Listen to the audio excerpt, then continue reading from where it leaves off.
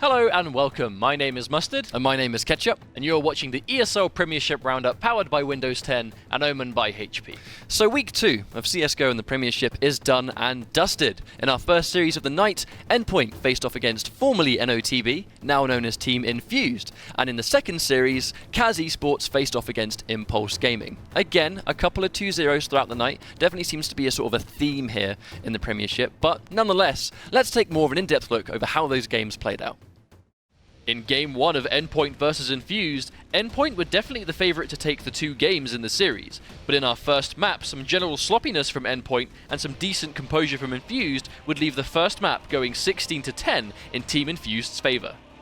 After dropping multiple eco rounds on Cobblestone, things would finally start to look up for Endpoint after closing out round 24 and forcing yet another eco round from their opposition.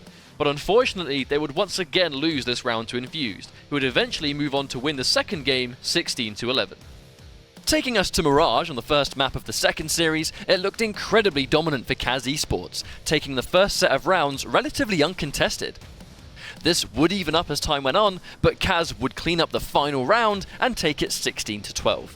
Moving on to map 2, history would not only repeat itself with the Mirage pick, but so would the very early round lead. The back and forth of map 1 would not occur again, however, as Esports would continue their rampage and take the final map 16-5. So some entertaining games for sure, but just as always, that was only half of the night's Counter-Strike action. Here is Dan Gaskin to fill you in on the rest. Royals UK looked to put their first points on the table in Week 2, but they'd face stiff competition going up against FM Esports. Mirage would be relatively straightforward for FM, both Fry and Pulse showing up on CT side created real struggle for Royals UK.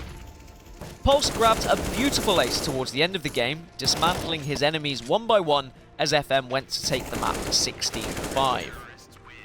Cobble would be a much tighter affair, however, as Royals UK found themselves within touching distance of sharing a point for the series.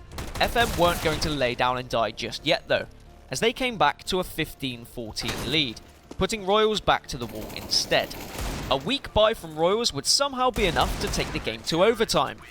With Royals having the chance at match point this time, FM were able to hold their own to take it to a second overtime, and this is when FM began pulling out the stops. An incredible 1v3 clutch from Stanley would set FM on their way to winning Cobble 22-18. Another 3 points for an undefeated FM, but a tough loss to swallow for Royals UK. Up next were XL and Fish123. A commanding start and an anti-eco ace from Mick allowed XL to storm into a 10-2 lead. Cue the montage music, Cinder's 3k in the 13th round would turn the game on its head and see Fish123 win 12 rounds in a row and gain a 14-10 advantage. A 4k from Jenko would keep XL in the game, but it would eventually be Fish123 who stood victorious. Another important 3k from Cinder secured a phenomenal comeback for Fish123, winning Mirage 16-14. The second map would be Cobble. Another pistol round win for XL wouldn't lead to such an advantage this time, thanks to Fish winning their first buy round. A closely contested first half would finish 8-7. Jesp whipping out a 4k in a 2v4 situation to finish the half in style. The game looked like it could go either way, until the teams were tied up at 11-all. Fish123 would take the initiative though, and that round win would be enough to push them on to a 16-12 victory.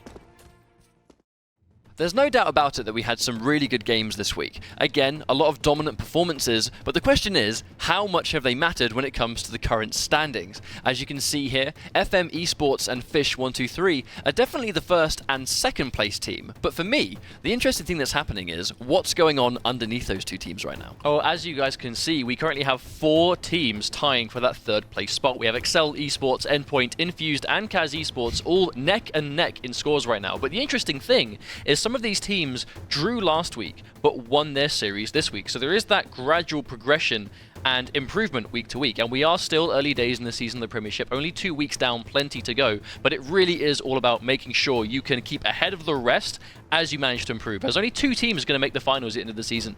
Week by week, these wins will be adding up, and as we get later on, they will become more and more important for those finals. This is it from us. Thank you very much for watching. This has been the ESL Premiership Roundup, powered by Windows 10 and owned by HP. Thank you for watching, and we'll see you next week.